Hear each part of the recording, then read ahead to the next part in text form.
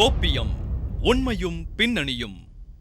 சின்னசேலத்துக்கு பக்கத்தில் பல பெண்களை ஏமாற்றி ஆபாச படம் எடுத்து மிரட்டியதாக ஒரு போலீஸ் சாமியார் ஒருத்தர் கைது செய்யப்பட்டிருக்கார். இந்த பரபரப்பான சம்பவத்தில் அவருடைய செல்ஃபோன், லேப்டாப்பில் பல பெண்களின் ஆபாச படங்கள் சிக்கியிருக்குன்னு சொல்லப்பட்டதை பற்றி இப்போ பார்க்கலாம்.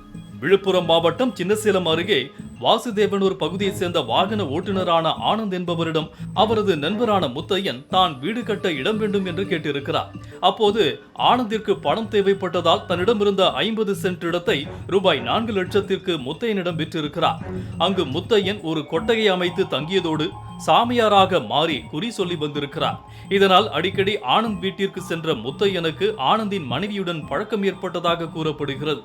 அப்போது இது குறித்து அறிந்த ஆனந்த் தன் மனைவியையும் சாமியார் முத்தையனையும் கண்டித்திருக்கிறார். மேலும் தனது இடத்தை திருப்பிக் கொடுக்குமாறு கேட்டிருக்கிறார்.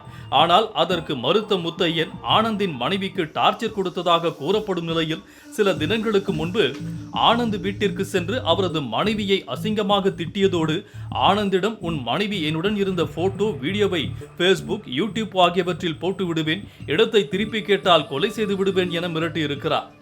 இது குறித்து ஆனந்த் சின்னசேலம் காவல் நிலையத்தில் புகார் அளித்ததன் அடிப்படையில் போலீசார் முத்தையன் மீது வழக்கு பதிவு செய்து கைது செய்து விசாரித்ததில் முத்தையன் போலி சாமியார் என்பதும் அவரது லேப்டாப், செல்போன் ஆகியவற்றில் பல பெண்களின் ஆபாச படங்கள், வீடியோக்கள் இருந்ததாக கூறப்படுகிறது.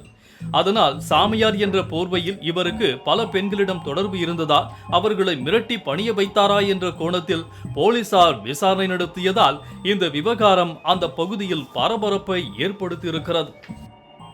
போலீஸ் சாமியார் ஆபாச படம் அப்படின்னு சின்னசேலம் வாசுதேவனூரை பரபரப்புக்குள் ஆழ்த்திய இந்த சம்பவத்தில் போலீஸ் சாமியார் அப்படிங்கிறதுனாலேயே பெரும் விமர்சனத்திற்குள்ளான இந்த சம்பவமும் 2 நண்பர்களுக்கு ஏற்பட்ட நிலம் மற்றும் பணம் கொடுக்கல் வாங்கலால் ஏற்பட்ட பிரச்சனை அப்படிங்கிறதோட இது சிலரால் மிகைப்படுத்தப்பட்டதாக சொல்லப்படக்கூடிய நிலைமையில் உண்மையில் இது போல கடவுளின் பெயரால் அப்பாவி மக்களை ஏமாற்றி மூட நம்பிக்கைகளை ஊக்குவிக்கிறவங்களை தடுக்கிறதோட மக்களும் ஏமாறக்கூடாது அப்படிங்கிறதான் பலருடைய கருத்தாக இருக்குது.